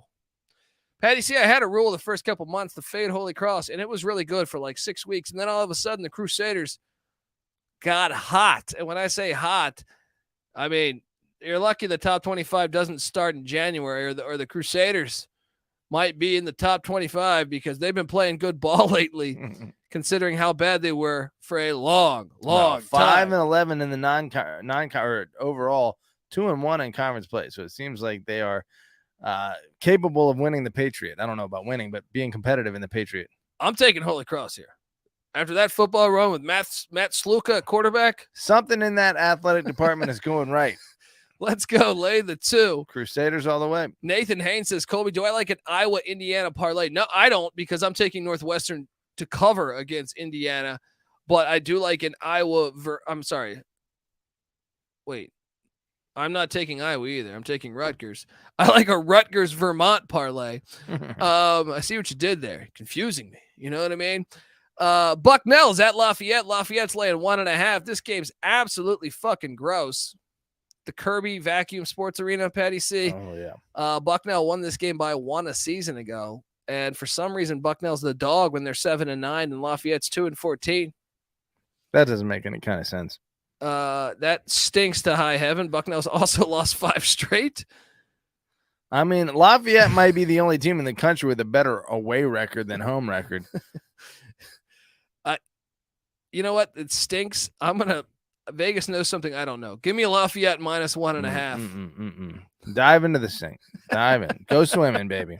The stinkier, the better. Give me Bucknell. Ohio State heads to Maryland. Ohio State, how could they fucking give away that game? They had Purdue beat, it seemed like. Now they head to College Park, Maryland.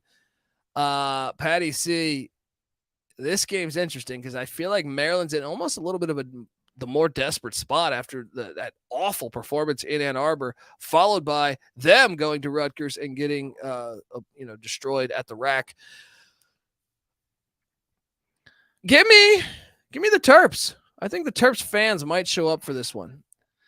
Maryland 10-5, Ohio State 10-4. Obviously, the conference play is the different story. Ohio State 2-1, Maryland 1-3. You're saying you think the home court advantage is going to be the difference and the desperation. I do. What's the spread on that again? 1. No, I'm going Buckeyes. Going Buckeyes. By the way, it just went final. UNLV goes to New Mexico, Patty C, and I had money on New Mexico minus, I think, 4 points. I just lost a bunch of money. Ouch. Because UNLV goes to the pit where everyone gets laid, and they win, getting it done. Shout out to the Rebels. That's a huge win for them. That is a huge win for them that could help them out for an outright bid. There must be a lot of parity in the Big Ten because only Michigan and Rutgers have winning streaks of longer than one game. Everyone else is chewing each other up from top to bottom. Yeah. Good conference college basketball. It is good, man.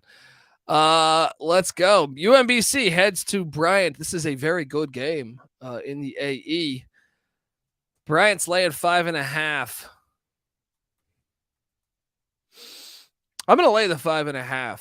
UMBC's been playing a lot better lately, though, I feel like. I'm still going to lay the 5.5. Doug Edert and his dust up, his little slap. That's the type. I told you, when I see teams getting into fights, if you want to call that a fight, crime pays, Patty C. I believe it certainly pays from an entertainment standpoint, but yeah, you're probably right. O.J. Simpson's greatest running back of all time. Yes. Crime certainly paid in his situation. Yeah. But you think creating a little dust up sometimes helps motivate the team. Programs, all I know is this: you follow the programs where arrest warrants are happening. Normally, they win national championships. Touche. When you follow around the Ivy League schools where no arrests are happening, they don't normally win national championships. Patty C. Now, let me ask you this: do you think that has anything to do with the talent level, or do you think it's the crime? It's a matter of crime pays. That's causation a motto here. in life. That's fucking correlation and Al causation. Capone says crime pays, baby. True, and that guy would know. Now the question is do you call a little dust up, a little slap, a crime? 2023, I think a lot of people would. Pretty sure he could sue. But the Bryant Bulldogs. And I'm going Bryant. What are you doing here? You going with your Retrievers? I know you're a UVA fan. Yeah, I'm going Bryant on principle. Oakland coming off a huge win. They're playing better. They head to Wright State to take on the Raiders in Dayton, Ohio at the Nutter Center, Patty C. Bit of a shit fest here. I'm taking Oakland. I think Oakland's showing some signs of life. Give me Oakland plus 5.5 sprinkle. Some on the money line at plus 190. Patty C, what are you doing here? Winners of 3 straight. Meanwhile, Wright State winners of 2 straight. You know what? The Raiders have proven a lot more to me at this point. I'm going Wright State. Liberty's at Eastern Kentucky. Liberty's laying 8. Liberty has been beaten some teams down lately, but a lot of those were happening in Virginia. Now they hit the road to Not the that long of a trip. McBrayer Arena, Patty C. Yeah. I know, You like what was that, MacGyver? Yeah, sometimes Richard MacGyver. Dean Anderson. That guy was a stud. That's what I kind of want. He ate ass. He did eat ass. Pretty sure he had some serious ass. Yeah, he could get creative with that. Let me tell you, he was putting some contraptions, some ass-eating contraptions together. What could I do with a snorkel, a snorkel, a piece of gum, a blowtorch, a piece of gum, and a shoelace? The best ass-eating she's ever had. 6 hours and 36 minutes on Google Maps from Liberty to Eastern Kentucky. That's far enough drive for it to be a little bit of a trek here. I'm on Liberty, though. They're going to lock them down. Once again, UVA assisted. That's what they do. They shut teams down, and then they have, only one of the best players in college basketball, and I'm referring to Darius McGee. What are you doing here? 6 straight wins for Liberty. Sure, I'll ride that. I'll ride that streak. Flaming Libs. Yep. Let's go. Flaming Libs in Kentucky. Hmm. A lot of dust-ups can happen in that scenario. I feel like those two programs are probably BFFs. Let's probably be honest. true. They got the Falwell. Yeah, I Falwell haven't watched that documentary yet, but I need to.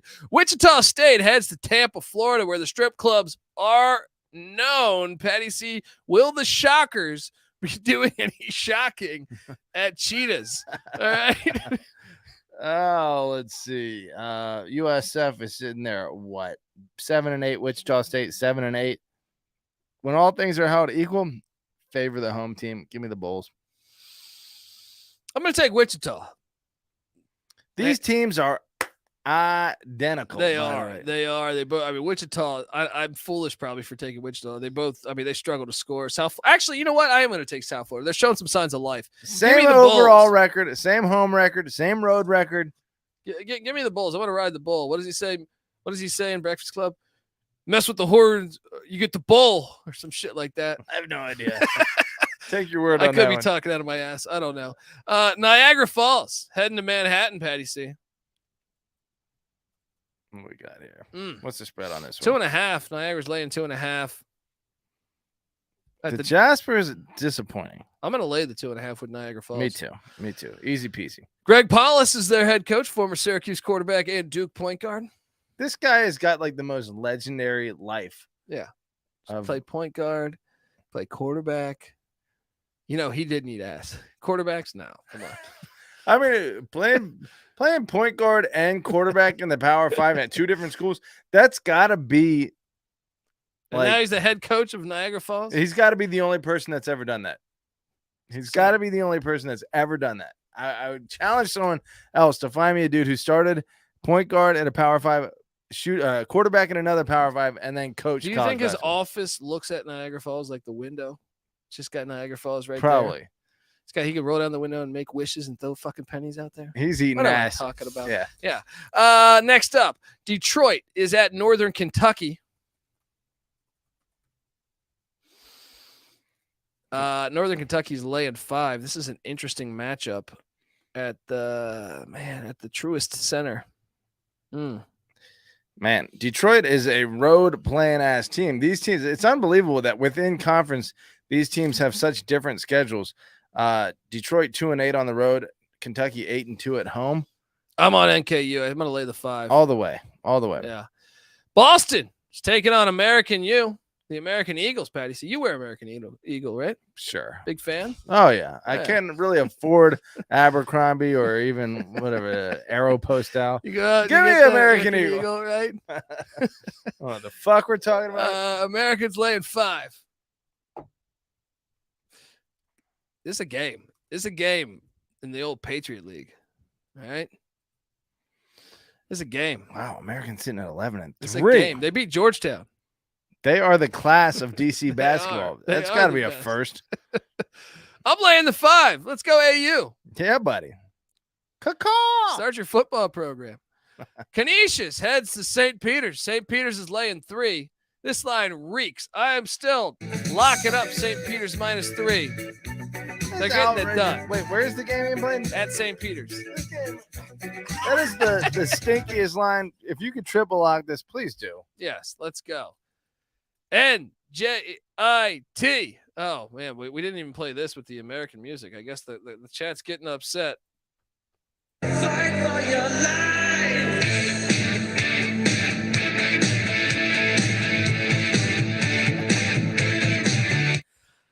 NJIT. Patty C, that's New Jersey IT Tech. They're at the Cocaine Bears of Maine. Oh, my fucking God.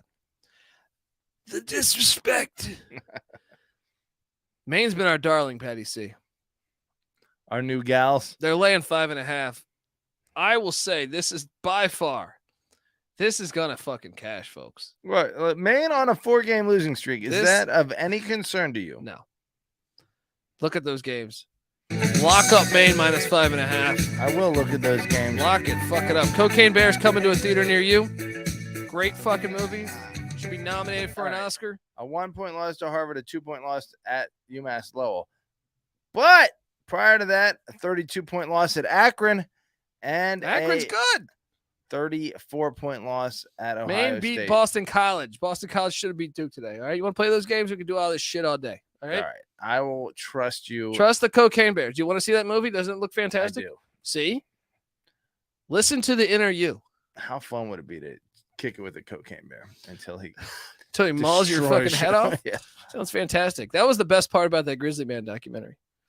What? I didn't. You never saw that documentary? He's just some fucking he loser. Gets killed at the end by some the fucking Grizzly. loser who's like he's like super fucking hippie. He's like, I want to be a part. I am one with the Bears. And like this final scene is like he's been out there like living on a fucking island in Alaska with the Bears. And like one of the final scenes before he dies, like the park rangers out there, and the Bears haven't eaten in like 30 days, right? And the park rangers like saying like he's trying to get everyone out of the area. Get the fuck out. And like the guy with his camcorder is like, that is the enemy. They don't know the Bears. These Bears are my friends. Yeah, those Bears ate you and your girlfriend. Oops. Yeah. Talk about bad business decisions, relationship wise. Yeah, I met someone. Yeah. He's living amongst the Bears in Alaska. If you need sex that bad, maybe you should get a prostitute. Let me tell you, right. Because you don't got to worry about getting mauled. Right. Yeah. Make some unfucking believable. Moral exceptions in that circumstance. Unfucking believable. I know like people were saying, oh, you know, like that. I call me crazy, Patty C. I rooted for that death. I was like, gosh, this guy really fucking annoying. And it's like when the Bears are all eating all the salmon and they're full, he's like petting the Bears on the head. And I'm like, dude, you're petting a fucking bear on the head. Yeah. Please, bear, finish this, solve this equation. You know what I mean? Please. Next up. Mount St. Mary's heads to Marist. Rick Smits went to Marist, Patty C. The nice. Duncan Dutchman. The Dutch boy in the paint. Got to be honest, he kind of had some games where he owned Ewing. Oh, he was a bad dude, man. Yeah, I mean, Ewing probably got the best of that. I don't know. That missed finger roll. Ouch. I don't know. Bring those up. Mount St. Mary's is +1 at Marist. This line reeks. These fucking MAAC. Oh, man. Hold on. They're at who now? I'm sorry. Mount St. Mary's is at Marist. Marist is laying 1. Makes no sense. Marist is 4-9. Mount St. Mary's 6-9. Oh, Marist is trash. I'm going Mount St. Mary's here. I'm diving into the stink. Yeah, let's do it. I'll ride. Ryan Hasty says he's been mauled by a cougar before. Really? Like, yeah. What the fuck? A 45-year-old cougar Yeah. or an actual cougar? I've been mauled by many a cougar. Let's be honest. Come on. I mean, wait, that's pretty wild though. If you survived a fucking cougar attack. Good. Yeah. SMU heads to Orlando. Take on UCF. UCF's laying 10. I'm gonna take SMU +10. I don't feel great about this, but because SMU just got owned by Houston, but everyone gets owned by Houston with the exception of UCF. I'm still taking the 10. They showed me some life when they went out to Hawaii over Christmas, and they played all right. So I'll take the 10. UCF wins by 8. Where's the game? Orlando. I got to disagree with you entirely. SMU 0-4 on the road. UCF 7-2, 11-4 overall versus 6-9. 10.5 is a rather large spread. That said, the Knights get it done. Next up, Iona heads to Quinnipiac. Oh, man. This is a game that I've kind of been excited at the People's United Center. Unbelievable. If you watch the news, I thought we were divided. Not when you go to the People's United Center to catch Quinnipiac hoops. Patty C. Iona laying 6. Give me Rick Pitino. Yeah. Look, it's the People's Center?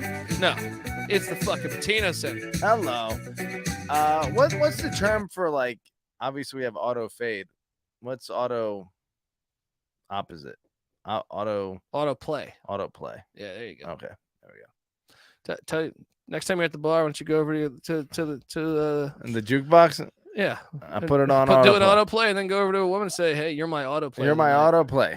Iona's my auto. Let me know how that works out for you. It might work out like the grizzly bear situation in that documentary. Lehigh is at Navy. Lehigh is catching 9 at Navy.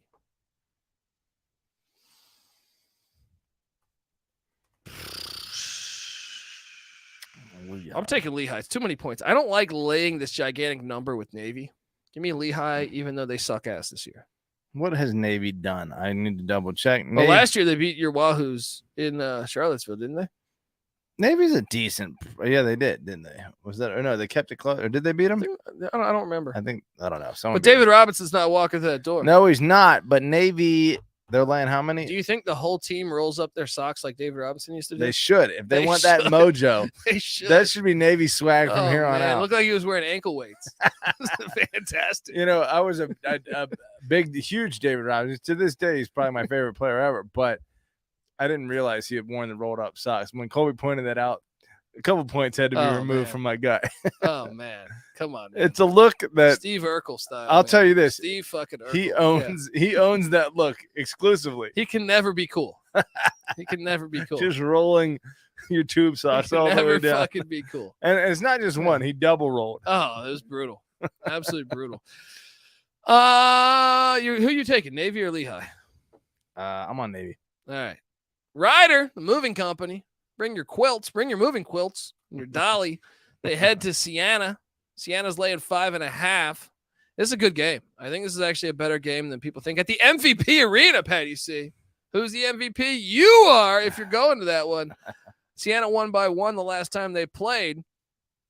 Don't look now. Siena's won 5 in a row, though. And that's enough for me to lay the 5.5. I don't love the play because I think Ryder is a little bit better than the record. But I'll lay the 5.5 with the St. Bernards. I mean, you're sitting here telling me that this is a 2-team race in the MAAC between Iona and Siena. In reality, I think they're the 2 best teams that I've watched. I think you can't rule out Quinnipiac yet. And I think if you were to go with a 4th team, I think it would probably be the moving company of Ryder. So, Ryder 3-2 in conference, 6-8 in the overall. So their non-conference slate must have been tough. But here they are performing pretty well in conference play. All that said, 5 points for Siena seems very manageable. Yeah, and I know they're talking about the injury situation. I know, there's a few guys out for both teams, so I don't know.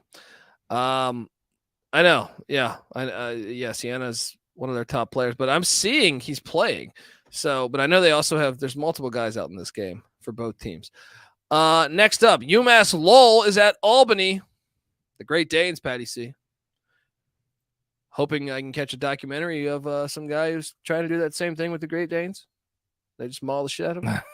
Great Danes are almost a fucking bear, man. Those things are gigantic. They are huge, but I don't feel like they have the same aggression. I was at a house party once. Yeah. When I was like 20 years old, and everyone at this house party was like 35. Yeah. And a Great Dane just started shitting all through the house. Great party. It was. I'm saying everyone's hammered, and this Great Dane is got just the worst diarrhea all through the. You felt bad for the guy. I mean, we ended up outside in the front yard drinking. Yeah. But I mean, I felt really bad for the guy. But Great Danes, great dogs, they'll shit everywhere. All right, that's my analysis on Great Danes. Are they going to shit all over the UMass Lowell Riverhawks? I mean, no, I don't think you could lay the 9.5. I mean, Lowell's really good, but they've struggled with these big spreads. I'll go Great Danes plus 9.5. Albany sucks though, but they pushed on the UMBC front. They're at home. Give me the Great Danes. It's a big spread. But look, Lowell 14-2, Albany dead last in the American East 5-12. I think I'll have the Riverhawks covering this. Well, is there a difference between the Riverhawk and the actual hawk, or is this just a hawk that he just resides lives near by the river? Okay, maybe swims in the river a little bit. I don't fucking know. Yeah. I feel like with 363 teams, you have to get kind of original on your naming. Riverhawks, man. Yeah. Houston heads to Cincinnati, Patty C. Your boys since the days of Melvin Levitt and Nick Van Exel. Both those guys they used to be fun to watch. Jamar Johnson, give me let's rattle off some Danny Fortson. Remember Danny Fortson? There we go. Who is the Danny Satterfield? Fortson was like a fullback that played football. Yeah, they had and he made it to the NBA. I don't even understand how. Just mauling his way to the NBA. It's like fucking if Tom Rathman played in the NBA. Wait, who is the Satterfield? Kenny Satterfield. Like, who's a bit better? Can you imagine Keith Byers playing for the Chicago Bulls? That's essentially what Danny Fortson was. Danny Fortson just goes to the lane. Unfucking believable. No, the question is Scott Satterfield or Kenny Satterfield. Who's the better Bearcat? Kenny By Satterfield. Far. Okay. By far. Scott, you got your work cut out for you. Cincinnati's catching 9 at the 5th Third Arena, Patty C. I mean, this is a little stinky, but I'm going to lock up Houston -9. I can't trust this Cincinnati team. What's your best hope that the Cougars go there, eat a bunch of Skyline chili, got the shits all day? I'm all over Houston -9. Ken Palm's got Houston as the #1 adjusted efficiency team in the nation. Let me take a quick look where Cincinnati is. 73. Okay, we'll go. Corey Blunt, they're talking. Remember Corey Blunt played for Cincinnati too. He was up. Was that Damon Flint on that team? Boom. It was Van Exel, Damon Flint, Corey Blunt. Man, that team was nice. Huggy Bear. Yeah. Who's the guy who's the #1 draft pick? I feel like we're forgetting. Martin. Kenyon Martin. Yeah. Okay. All right, we're getting through this. Washington heads to Tempe, Arizona to take on Arizona State. Washington almost knocked off the Arizona Wildcats in Tucson. Now they head to Tempe, the land of fake tits and scattered ass, Patty C. Spread 8.5. I'm going to take Washington plus the 8.5. I'm going to take Washington cover that too. Let's go. You have put the anti-fairy dust on Bobby Hurley and the Sun Devils here. He's killing it, man. But you think they're counterfeit. It's not that I think they're counterfeit. I've been impressed with their talent level over the past few years. We saw I just talked about Remy Martin going to Kansas. They always had talent. Yeah. He's doing better this year. Can he maintain it is something that hasn't been seen. That's a big cover to ask. Final game of the night. Ruben Patterson. He was at Cincinnati too. Yeah. Man, they used to have that the old school Cincinnati Xavier games. Oh my God. They got to get it back. Those games were the fucking best. I mean, those were like the New York Knicks Miami Heat games. Yeah. Goons. Back in the day. Fucking they goons. all had just a couple gigantic dudes that looked like they didn't look like basketball players. They looked like every player looked defense. Every player looked like Xavier McDaniel. Yeah. That was like the 90s. You guys realize in the 90s, like teams averaged in the 80s points per game. Now, if a team averages less than 110, they're like a defensive stalwart. Yeah. The game was different back then in the NBA. Fortunately, it stayed more similar at the college level, but I don't know that we have any defensive teams like those teams, and they hated each other, man. Those were great to watch. Yeah. Absolutely fucking great to watch. Next up, Patty C. Purdue heads to Penn State. For some strange reason, like I know Noah was talking about this, Penn State said, you know what? Let's play this game in Philadelphia. Please our fan base over there. Only problem is, I don't think anyone in Philadelphia gives a shit. Yeah. You're hosting the #1 team in the country, and you don't even do it on them your in State home College. freaking court. That's embarrassing. That's why they're going to lose this game. Purdue's laying 5. I want to take Penn State, but because if this was in State College, I'm all over Penn State. Yeah. It's in Philly.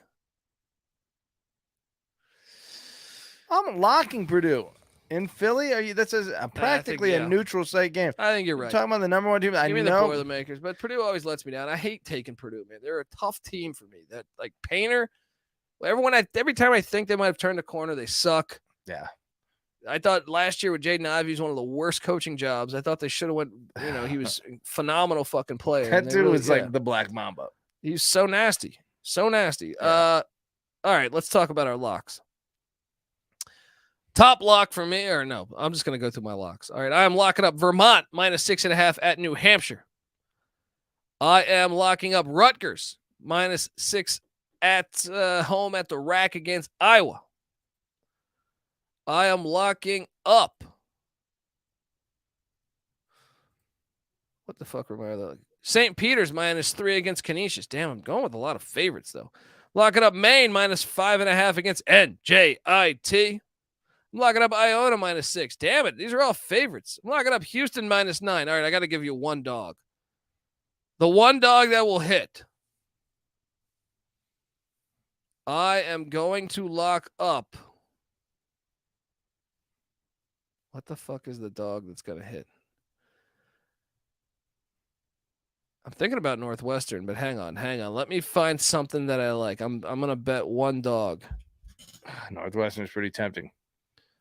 You know what it is? You know what it fucking is, man? SMU +10. Give me the Mustangs to cover that big number in Orlando. Patty C, fire off those locks. Just a couple. I'm going to obviously lock Purdue, like I just said, -5 in Philadelphia. I think I will take, among the more recent games, I'll take Houston to cover 9.5 against Cincinnati. That seems like a gimme there. Iona -6.5 against Quinnipiac. And that's one of mine too. I'm on Iona Yeah, did I say that? I think I said that. Right? I think you might have mentioned that. Yeah. I'm going to take Ohio State to beat Maryland on the road. Ooh, okay. Fuck you, College Park. And look, my upset, I'm going to take it from you if you haven't already done it. What's that? I'm taking Northwestern. On the money line to take down the Indiana Hoosiers. Chris Collins, the magical story continues. Folks, subscribe to the College Basketball Experience. It was a fantastic day, and the season's only going to get ramped up more and more. Patty C will be here. Moneyline Mac will be here. NC Nick will be here. Noah Beanick will be here. The whole fucking crew. Let's go. Subscribe to the College Basketball Experience. Remember, subscribe to the College Football Experience. Last chance to listen to the FCS preview, the National Championships tomorrow. And then on Monday, we have the FBS National Championship, TCU in Georgia. So go out there, listen to that podcast. Check out the College Baseball Experience with Noah Beanick as well. Yeah, give me a prediction on that TCU Georgia game. Money lining it, yeah, all the way, yeah. Fuck yeah, let's go. Let me get this straight. Mike Leach is our good friend.